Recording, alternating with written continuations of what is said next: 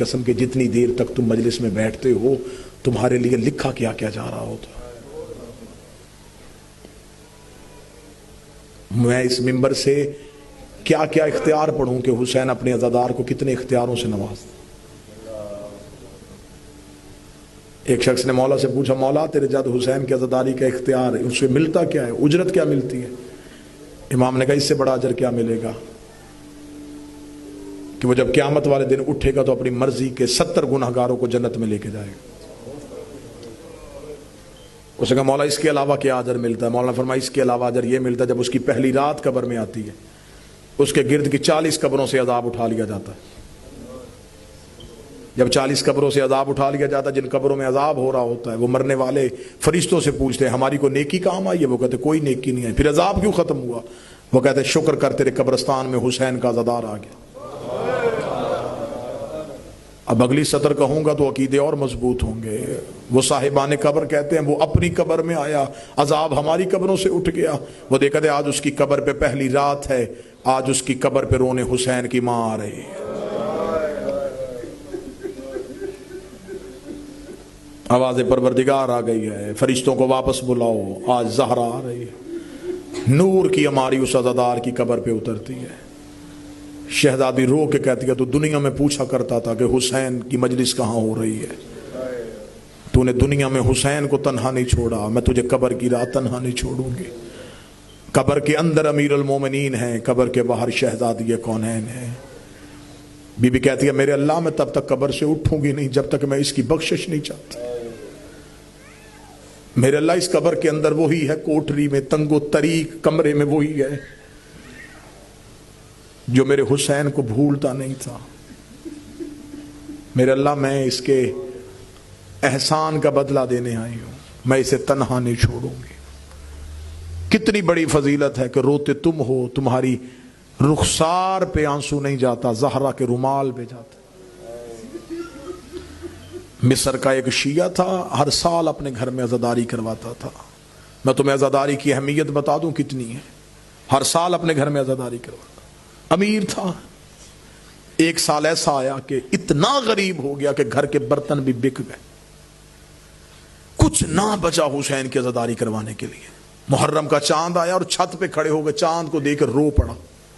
رو کے کہتا ہے چاند تو میری زندگی میں طلوع نہ ہوتا, تو طلوع ہوتا میرے گھر میں حسین کے نوحے پڑے جاتے, مجلس ہوتی, نیاز کا اہتمام ہوتا.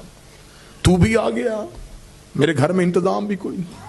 ابھی چاند سے شکوے کر رہا تھا, یا پیچھے سے اس کی زوجہ کاندھے پہ ہاتھ رکھ کے کہتی چاند سے گلا نہ کر, جب قیمتی چیز گھر میں پڑی ہو پھر غربت کے شکوے نہیں کرتے.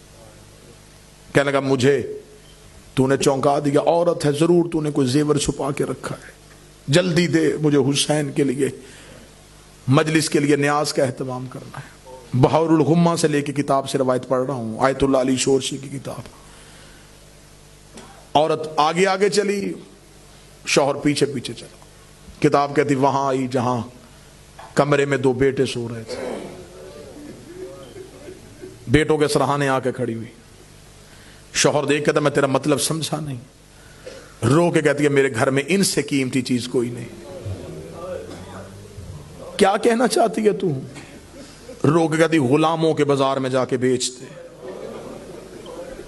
جو قیمت ملے گی حسین کی عزاداری کروا دے. تڑپ کے کہنے لگا تو ماں ہو کے کہہ رہی ہے بیٹے بیچ دوں؟ رو کے کہتی سچ بتا تو نے مانگے کس سے تھے؟ کہنے لگا حسین ابن علی سے. یہ جو آتے ہیں نا حسین کے گھروں میں تمہیں اجر بتانے لگا ہوں,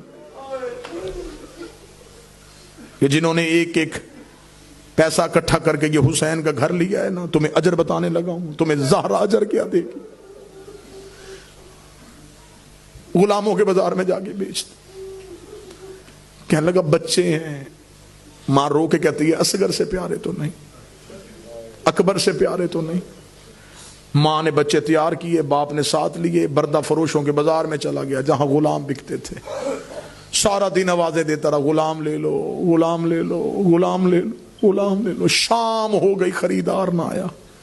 شام کو تھک کے بیٹھ کے سر پہ ہاتھ رکھا تھا, بی بی تیری اولاد کا مقدر, بی بی میں تو اب بیٹے بھی لے کے آ گیا ہوں, بی بی شاید تو میری عزاداری چاہتی نہیں ہے, ابھی یہ باتیں کر رہا تھا، یہ بازار میں کوئی گھوڑے سوار آیا، اس کے قریب آ کے گھوڑا سوار رکا، چہرے پہ نقاب تھا، آواز آئی غلام بیچے گا؟ بیچوں گا۔ کیا قیمت لے گا؟ دیکھے کہنے لگا کوئی کائنات بھی دیتا میں بال بھی توڑ کے نہ دیتا، میں نے منتوں سے مانگے تھے، بس مجھے اتنے دے دے کہ 10 دن میرے گھر میں حسین کی نیاز بن سکے۔ اتنا کہنا تھا، گھوڑا سوار کی آواز آئی، وہ سامنے گھوڑے کی کوچ میں دینار ہے، وہ اٹھا، بیٹے میرے ساتھ بٹھا دے۔ یہ دیکھیں لگا گھوڑا سوار، میں تو اس سے قرضہ نہیں مانگ رہا، میں بیٹے بیچ رہا ہوں، اتنی بھی کیا امیری کہ تم مجھے قیمت بھی اٹھا کے نہیں دے رہا۔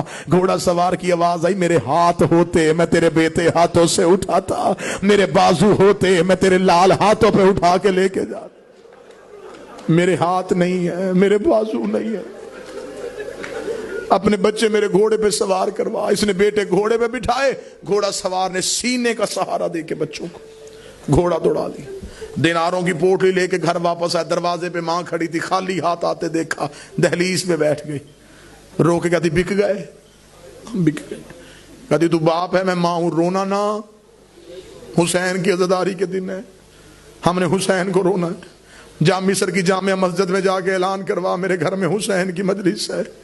لوگ آنا شروع ہو گئے، مجلس تمام ہو گئی، لوگ اپنے گھروں کو چلے گئے، ماں اکیلی رہ گئی، باپ تنہا رہ گیا، ماں دیواریں دیکھ رہی تھی، باپ چھت دیکھ رہا تھا۔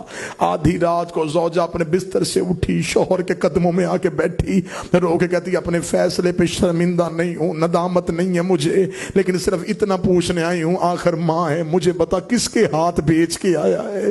یہ دیکھے کہنے لگا میں نے چہرہ نہیں دیکھا، چہرے پہ نقاب تھا، بازو اس کے تھے کوئی نہیں، شکل سے کوئی امیر لگتا تھا، بیٹے ساتھ لے کے چلا گیا۔